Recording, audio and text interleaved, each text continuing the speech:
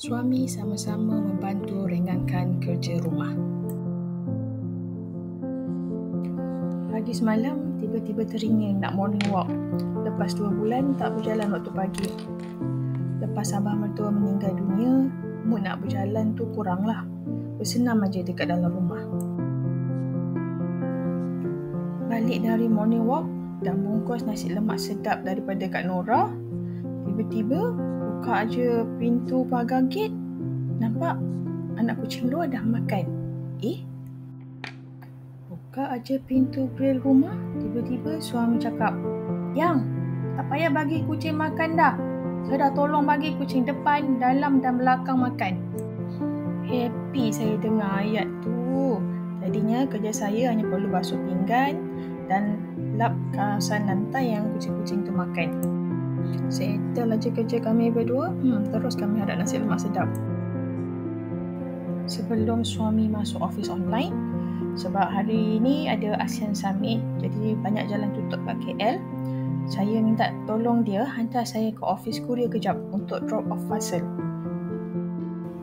Kemudian saya minta dia tolong hantar kejap ke PTPTN untuk selesaikan hal sikit dan balik rumah. Petangnya saya ingat nak masak makan malam, sambal nugget dengan goreng telur serta panaskan kuah semalam. Tengah tunggu minyak panas nak goreng nugget, tengok api padam. Saya cuba on sekali lagi, tak menyala juga. Dasar, mesti gas habis. Saya call suami kemudiannya. Saya cakap dengan dia gas dah habis. Sudahnya kami decide malam tu kami makan kat luar aje. Balik dari makan malam di luar, suami terus buka pintu kabinet dapur yang ada tong gas tu. Dia angkat tong gas lama dan bawa ke tempat tong gas baru. Dengan gagahnya, dia angkat dan letakkan tong gas baru kat tempat yang sepatutnya ada di dapur.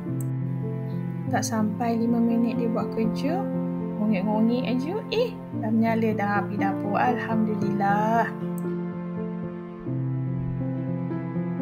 Kalau ikutkan kita ni sebagai isteri atau perempuan, sebenarnya boleh aja buat benda tu sendiri.